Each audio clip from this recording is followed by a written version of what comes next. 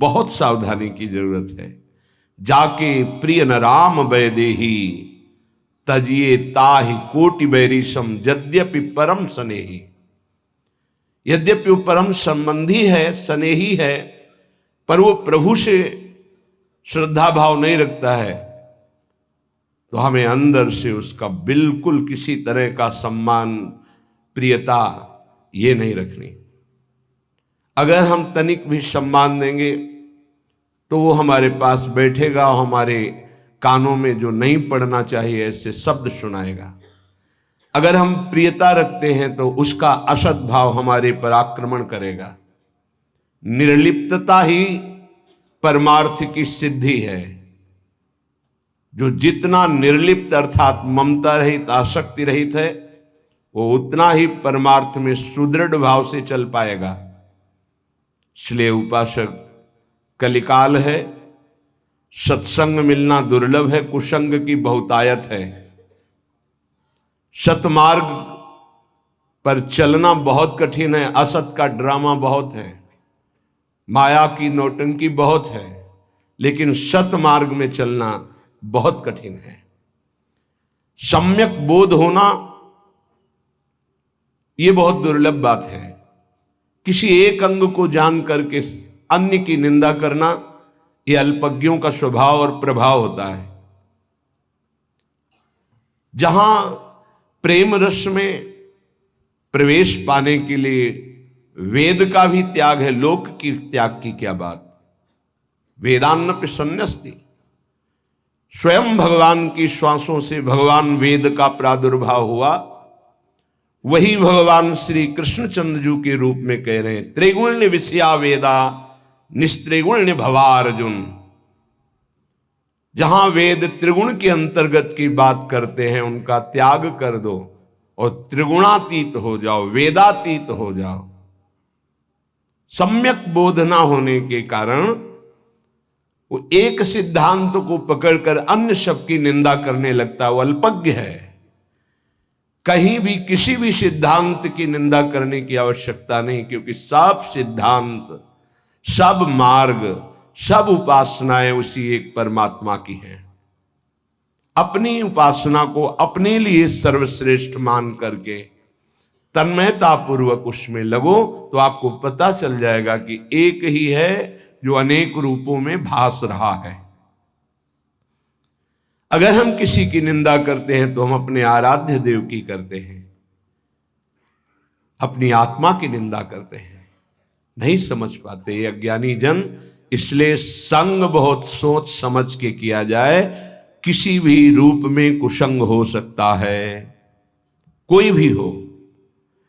जो हमारी मति को हमारे इष्ट के नाम रूप लीला धाम सेवा स्वाध्याय इनसे विलग कर दे, वो भारी कुसंग, माया कुसंग फैला रही है। भक्ति का सत्संग, ज्ञान का सत्संग, अष्टांग योग का सत्संग, कर्म योग का सत्संग भगवान ने क्यों वर्णन किया? एक ही बात कह देते। अलग अलग मति है, अलग अलग स्वभाव है, उसके अनुसार वो साधना स्वीकार करेगा, पहुंचेगा उसी परमात्मा के पास। रसास्वादन का भाव विलग है, तत्व में नहीं। ये अज्ञानी जन एक पक्ष की बात जानकर अन्य पक्षों की अवहेलना और निंदा करते रहते हैं। ऐसे जनों की बात नहीं सुननी। जो साधन पक्ष में दृढ़ है वो सावधान रहे कि कहीं साधना का अहंकार ना आ जाए, नहीं भ्रष्ट होने में देर नहीं लगेगी। जो आश्रय पक्ष में दृढ़ है वो निश्चिंत हो जाए, क्योंकि आराध्य देव उसको संभालते हैं। आश्रय पक्ष से जो साधना बनती बहुत ही परम पवित्र, सुदृढ़ और दैन्य होती है। इसलिए आश्रय, गुरु का आश्रय, भगवत चरणारविंद का आश्रय अत्यंत आवश्यक है। साधन करने में अहम सुरक्षित रहता है। अहम सुरक्षित रहने में तत्वबोध की तरफ वृत्ति ही नहीं जाती, देह भाव में रहती है। बहुत अवस्थाएं बीत जाने पर शरीर की अपना परिचय केवल बाहरी देह भाव से ही दिया जाता है। मैं अमुक, मैं अमुक, मैं अमुक। क्या साधना हो रही? साधना हो रही इसी उपाधि को मिटाने के लिए। आप शुद्ध हैं, आप ब्रह्म हैं, ज्ञान मार्ग। आप शुद्ध हैं, आप भगवान के नित्य पार्षद हैं, भक्ति मार्ग। फिर उपाधियां क्यों? क्यों ये जोड़ा जाता है? मैं अमुक हूं, मैं अमुक हूं, मैं अमुक हूं। इन्हीं को मिटाने के लिए तो साधना है। शुद्ध परमार्थ का स्वरूप समझना गुरु कृपा ही केवलम। गुरु कृपा पात्र कभी देहाभिमान मलिन वृत्ति को स्वीकार ही नहीं करता, कभी किसी उपाधि को स्वीकार नहीं करता। उपाधि स्वीकार करने का मतलब है जन्म मरण का भाव पुष्ट कर लेना। कोई भी उपाधि हो, यहां से लेकर ब्रह्म पदवी तक। इसलिए सत्संगी उपासक सत्संग के द्वारा अपनी बुद्धि का मार्जन करे और अहम को दैन्य में परिवर्तित करे, तभी रंग आएगा।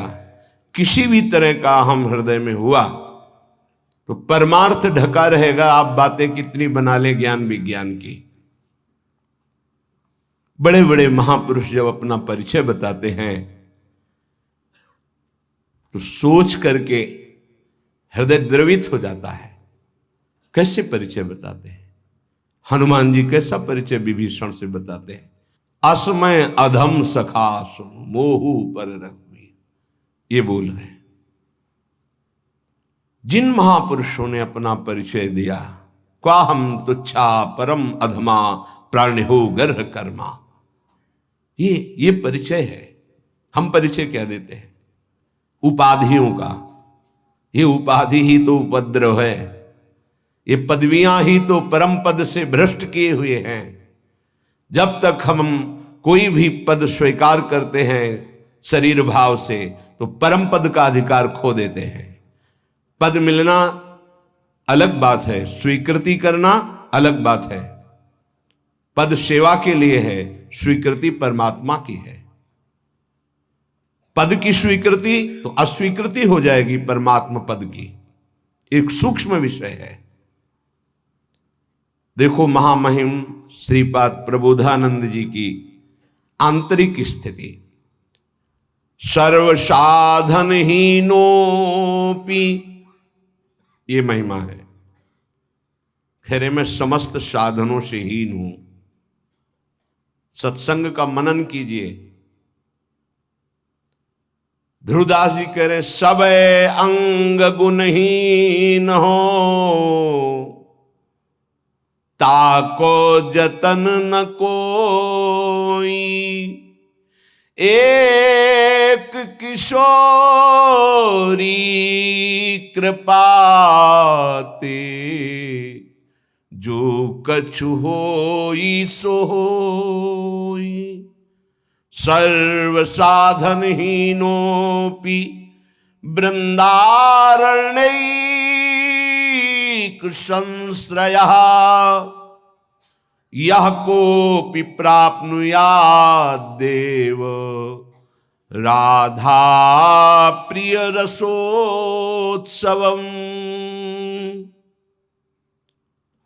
समस्त साधनों से मैं हीन हूं, पर मैंने एकांत भाव में वृंदावन का आश्रय ले लिया। एकांत भाव कहते हैं सिर्फ केवल वृंदावन का आश्रय। बस वृंदावन की कृपा से प्राप्नुया देव राधा प्रिय रसोत्सवम, मुझे श्री किशोरी किशोरजू की प्राप्ति हुई वृंदावन की कृपा से। आश्रय वृंदावन का लिया। ये बड़ी दुर्लभ बात है। धाम का आश्रय बहुत दुर्लभ बात है। इसका परिचय आपको प्रायः नहीं मिलेगा। धाम परम कृपालु है, जिसकी गोद में स्वयं प्रिया प्रीतम खेलते हैं। यदि धाम का आश्रय हो जाए, यहां आश्रय शब्द पर जोर दिया, संश्रया। आश्रय।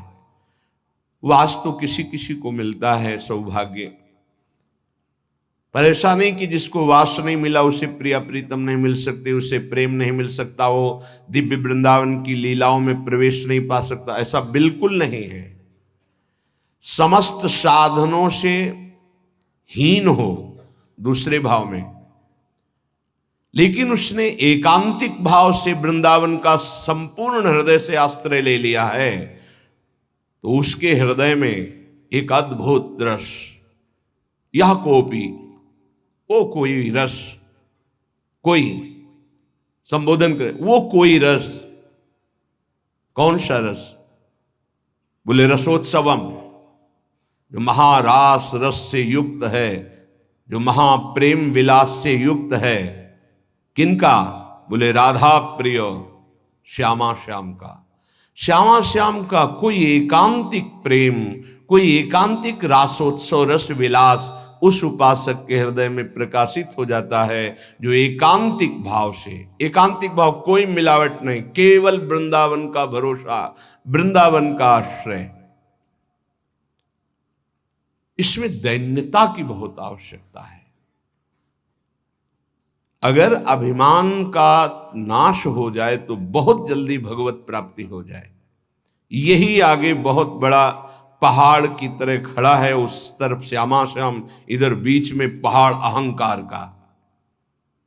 बहुत कड़ुआ है ये, बहुत कड़ुआ। जहां ये जगता है तो कड़ुआ ही कड़ुआ रहता है, स्वयं को जलाता रहता है, दूसरों को जलाता रहता है। ऐसे इसकी बात होती है, ऐसे इसके आचरण होते हैं अहंकार के।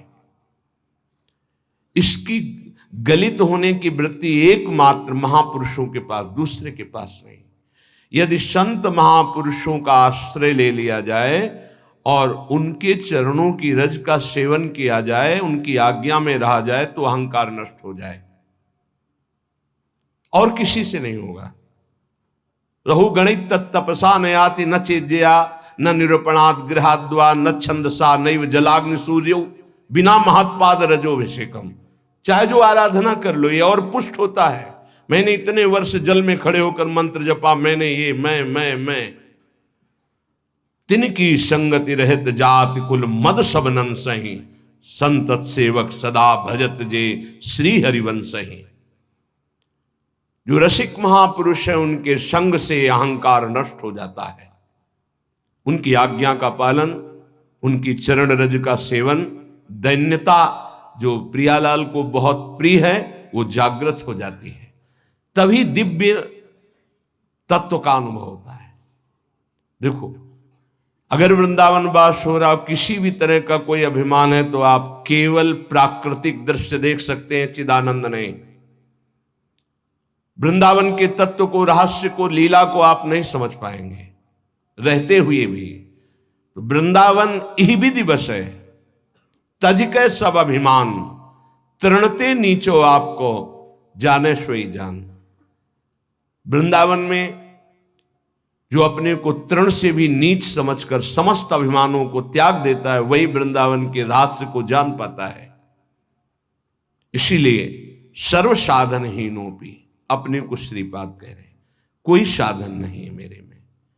अर्थात साधन तो सब है, पर अभिमान नहीं है। सबे अंग गुणहीन हो, न योग है, न ज्ञान है, न भक्ति है, न प्रेम है। हे प्रिया, जो हमें तो सिर्फ आपका भरोसा है। अगर कुछ भी बनेगा तो आपकी कृपा से बनेगा। श्री ध्रुवदास जी, कैसी उत्तम साधना है, आराधना है, स्थिति है, पर स्वीकृति दैन्यता की है। हम छोटी सी कोई साधन वृत्ति तो अहम में फूले रहते, कैसे हम जान पाएंगे प्रिया प्रीतम के प्रेम रस को? थोड़ा सा भजन होता है तो हम महापुरुषों में भी होड़ वृत्ति जागृत कर लेते हैं अपने अंदर, कि इनमें तो ये नहीं है जो मेरे में है। तुम्हें क्या पता, तुम में जो है वास्तविक उनमें नहीं है वो। अगर तुम अपने की मिटा दोगे तब तुम उनको जान पाओगे। अहम, जब तक वो वस्तु नहीं आती तब तक अहम रहता है, जब तक वो अहम करने लायक वस्तु आती तो अहम नहीं रहता है। ये अध्यात्म है, ये परमार्थ है, बहुत पवित्र बुद्धि, पवित्र विचार, दैन्य भाव, इसके द्वारा ये जाना जाता है। ये भगवत मार्ग बुद्धि के द्वारा नहीं जाना जाता। बुद्धि के द्वारा आप अपने आप को भी नहीं जान सकते, फिर आप जिनके अंश हैं उनको कैसे जान सकते हैं। बुद्धि प्राकृतिक है, केवल प्रकृति को भी एक सीमा तक जान सकती, असीम प्रकृति को नहीं। फिर ऐसी अनंत शक्तियां जिनकी हैं उन परमात्मा को कैसे बुद्धि जान सकती है। बिना साधन के पढ़ लिख कर केवल शास्त्रों से कोई भगवान या भगवत तत्व का बोध या निर्णय नहीं कर सकता। अगर ऐसा होता तो जितने भी महाभागवत, तपस्वी जन, ऋषि जन, ब्रह्म ऋषि जन, इन्होंने फिर व्यर्थ में इतना तितिक्षा की, इतना कष्ट सहा, संयम से रहे। आप मनमानी भोजन करें, मनमानी आचरण करें और ब्रह्म तत्व को जान जाएं, भगवान को जान जाएं, तुम्हारी बुद्धि श्रद्धा और विश्वास से परिपक्व हो जाए, असंभव। जब तक आपका किसी महापुरुष से आंतरिक संबंध नहीं होगा, जब तक आप किसी महापुरुष की आज्ञा में साधन परायण नहीं होंगे, तब तक आपकी प्राकृतिक बुद्धि परमात्मा तत्व का निश्चय करने की योग्यता ही नहीं रखती। भोगैश्वर्य प्रसक्तानाम तया प्रहृत चेतसाम व्यवसायात्मिका बुद्धि समाधौ न विधीयते, श्री भगवान के वचन है। जिसका चित्त भोग और ऐश्वर्य ने अपहृत कर लिया है, उसकी बुद्धि कभी परमात्मा प्राप्ति की योग्यता ही नहीं रखती, उसमें निश्चय ही नहीं हो सकता। और ऐसी बाहुल्यता है जो भगवान को भी एक कल्पना मानते हैं और माया की कल्पनात्मक वृत्ति को सत्य मानते हैं। इसलिए उपासक सावधान। जो श्री भगवान के तत्व को नहीं जानते, जो श्री भगवान की महिमा को नहीं जानते, जो श्री भगवान को नहीं मानते, हमें उनमें भी भगवत भाव करके उनसे दूरी बना के रखनी है। शरीर भले समीप रहे किसी संबंध के कारण, लेकिन चित्त केवल चित्त चोर प्रभु को दे, तभी जीवन सार्थक हो सकता है। नहीं तो माया ने ऐसे पर्दे लगा रखे कि आपको भ्रम हो जाएगा कि भगवान हैं भी कि नहीं। ऐसे भ्रमात्मक पुरुषों का संग अपने सतमार्ग में बहुत बड़ी बाधा खड़ा कर देगा कि आराध्य देव पे ही संशय हो जाएगा, और संशयात्मा विनश्यति, उसका पतन निश्चित हो जाता है। क्योंकि इस फिसलन वाली माया में कोई रोकता है तो विश्वास ही कण कण में विराजमान, सर्वत्र विराजमान परमात्मा को प्रकाशित कर देता है। विश्वास जितना दृढ़ होता जाएगा उतना ही परमार्थ पुष्ट होता जाएगा। सत्संग से श्रद्धा और विश्वास बढ़ता है, पुष्ट होता है और उसकी रक्षा भी होती है। कुसंग से श्रद्धा विश्वास नष्ट हो जाता है, परमार्थ ढक जाता है, भगवान कल्पना लगने लगते हैं। इसलिए उपासक ऐसे जनों से दूर बना के रहे जिनके संग से कुमति का बढ़ावा होता है। जाके संग कुमति मति उपजय, करत भजन में भंग, तजोरे मन हरि विमुखन को संग। ये जो हरि से विमुख जन हैं, ये भगवान के रहस्य को नहीं जानते हैं। क्योंकि भगवान के रहस्य को जानने के लिए भगवान में अभिन्न होना, संसार के रहस्य को जानने के लिए संसार से भिन्न होना अत्यंत आवश्यक है। तो संसार में अभिन्न होकर भगवान से भिन्न भाव रखकर कभी कोई नहीं जान सकता, न संसार को न श्री भगवान को। ये सिद्धांत है। संसार को जानना है तो इसका त्याग करके जाना जाता है, और भगवान को जानना है तो तन्मयाहा, अभिन्न होकर जाना जाता है। ये भगवान से भिन्न संसार से तन्मयाहा कैसे जान पाएंगे, न संसार को न भगवान को। श्रीपाद कह रहे हैं अब देखो कैसे आश्रय लिया जाता है। त्यजन्तु स्वजनाः, बस स्थिति इसी में जागृत होती है। दूरादपास वहां वर्णन कर रहे महाप्रभु। स्वजनान, जिसको हमने स्वा से जोड़ लिया वही हमें भगवत प्राप्ति में बाधा पहुंचा देगा। श्वा को बिल्कुल अलग रखना है, इसके साथ कुछ नहीं जोड़ना है, यहां तक कि देह तक को भी। अगर देह को भी जोड़ लिया श्वा से तो स्वाभिमान जागृत हो जाएगा।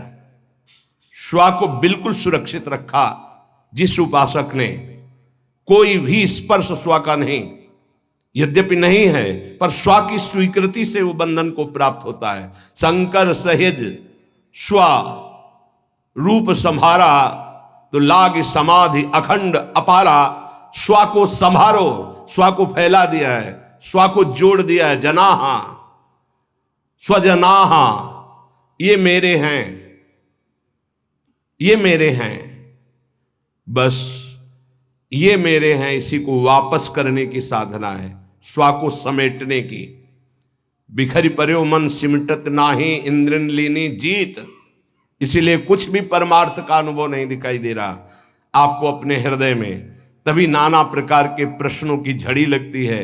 नहीं तो न सोचती न कांक्षती, न कोई सोच रह गई न कोई चाह रह गई। ऐसा परमानंद की बाढ़ हृदय में आती है। देखो हिम्मत करके, त्यजन्तु स्वजनाः,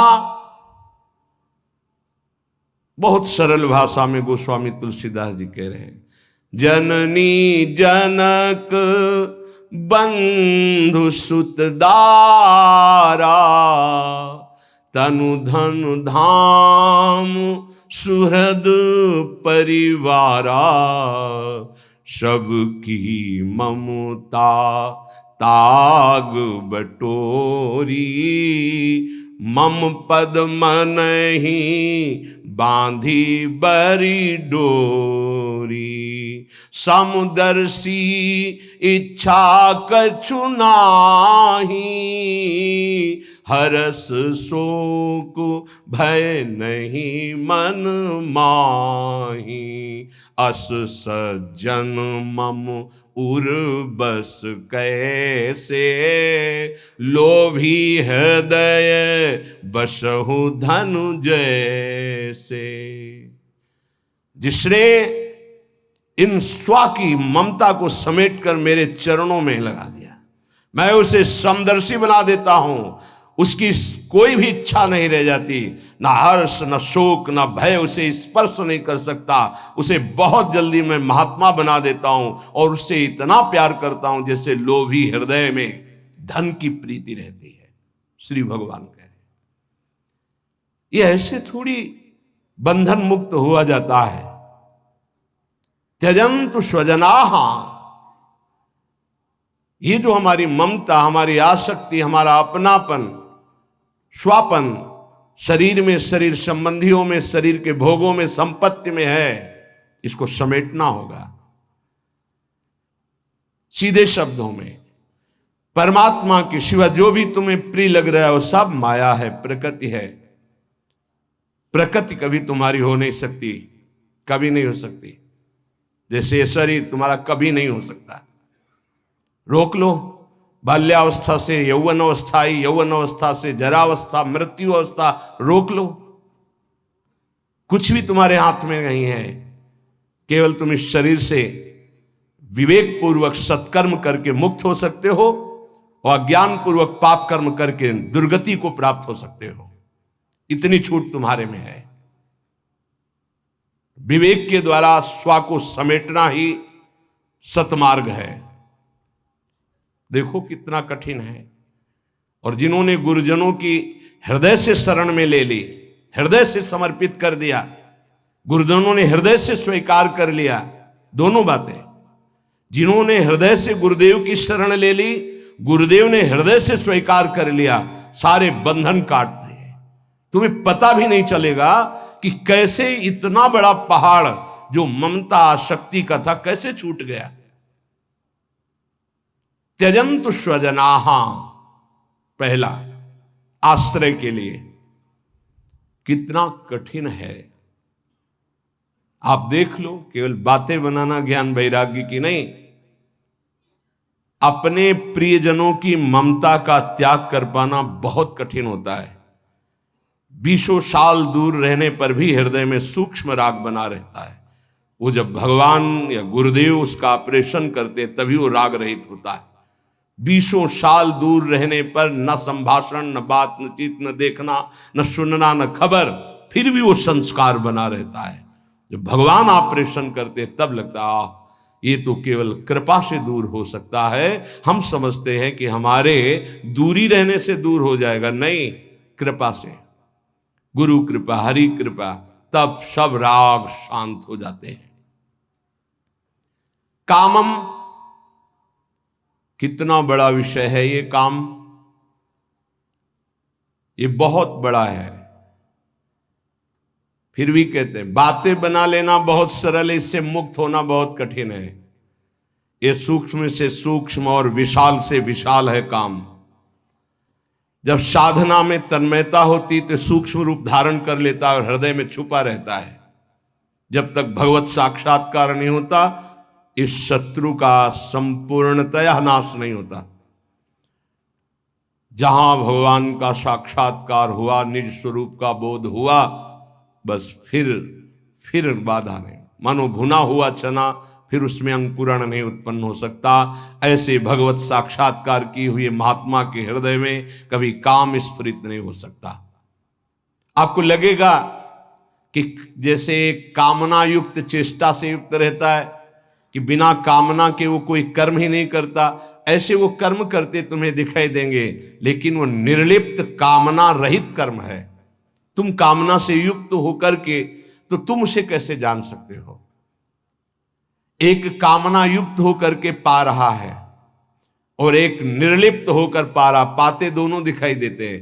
इसलिए वहां लिखा विषयान गृहणंतु मुंचन्तु वा कामम, पहले त्यजंतु स्वजनाहा, फिर कामम। ये परम पद आरूढ़ में होने की स्थिति।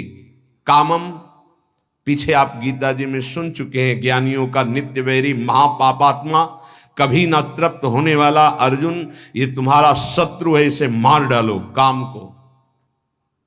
काम को मार देने का मतलब है निष्काम हो जाना। काम अहम में रहता है, अंतःकरण धर्म में। अहम का गलित होना, काम का स्थान ही खत्म हो जाना। अहम का स्थित रहना, काम का। काम के सैकड़ों, हजारों, लाखों रूप हैं। कभी वो मान रूप में प्रकट होता है, कभी प्रतिष्ठा की चाह में, कभी कामिनी की चाह में, कभी कंचन की चाह में। विशेष विशेष इसकी हजारों वृत्तियां हैं। इसको समझ पाना विवेकवानों की बात है। जो भगवद आश्रित हैं, साधारण व्यक्ति तो समझ ही नहीं सकता किसे काम कहते हैं। वो काम को केवल जनेन्द्रीय चेष्टा को ही केवल काम समझता है। देह वृत्तिस चमास्तुवा, देह वृत्ति, जीवन निर्वाह की वृत्ति, इसका भी त्याग। परमार्थ ऐसे, तभी तो जिनका परमार्थ में प्रवेश हो गया वो हाथ उठा के कहते केवल भगवत कृपा, गुरु कृपा। मेरी तो सामर्थ्य नहीं थी, ये केवल गुरु कृपा से हुआ है। देह वृत्ति के निर्वाह की भी वृत्ति का त्याग, काम वासना का त्याग, समस्त कामनाओं का त्याग, स्वजन संबंधियों की राग वृत्ति का त्याग। देख लो, तब आप जानना चाहोगे, तब आप मुक्त होना चाहोगे इस संसार से। इस वृत्ति के बाद मनमानी भोगाचरण और निर्णय करने के लिए बुद्धि को समझते हैं कि वो भगवान का निर्णय कर लेगी, है भी कि नहीं है। हम तो कई बार कहते हैं छोड़ो भगवान की बात, तुम कहां हो, कैसे हो, देखा है, बड़े बुद्धिमान बनते हो।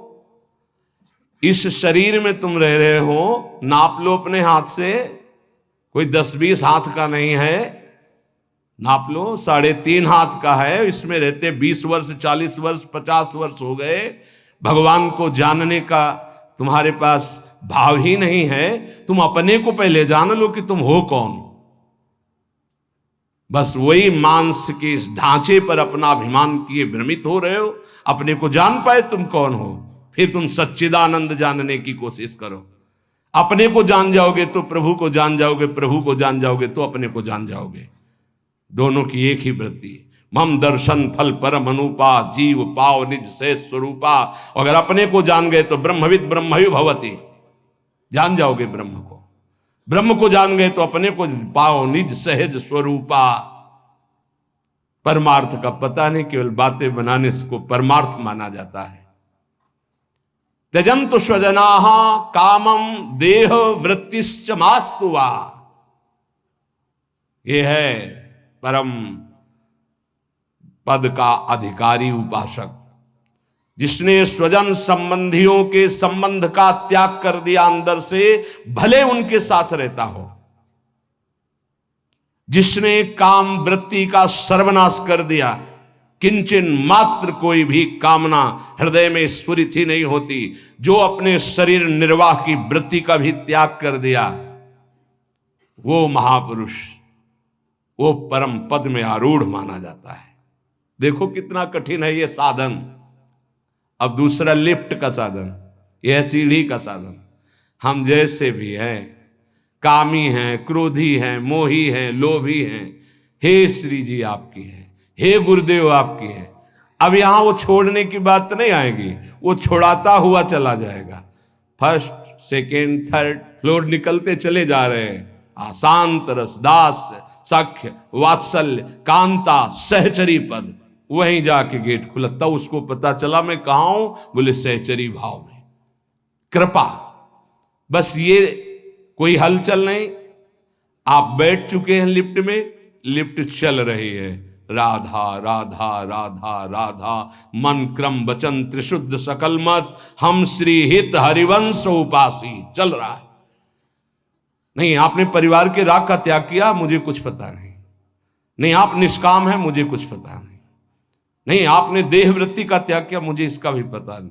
तो आपको पता क्या है? गुरुदेव मेरे, श्री जी मेरे। इसे कहते हैं आश्रय। आश्रित है तो आश्रित के समस्त बाधाओं को आश्रय दाता निवारण कर देता है। बहुत प्रवीण कृपालु श्री भगवान है, बहुत ज्ञान समुद्र है। जो हम जन्म जन्म में नहीं त्याग पाते, वो एक सेकंड में छुड़वा देते हैं, एक सेकंड में। इसलिए भरोसो दृढ़ इन चरणन केरो। सब बड़े बड़े हार करके यही फिर बोले, पहले दौड़ लो, थक जाओगे, फिर आके बोलना हरि शरणम हरि शरणम। तुम्हारा सारा ज्ञान विज्ञान जब पूर्ण हो जाए, तब बोलना हरि शरणम हरि शरणम।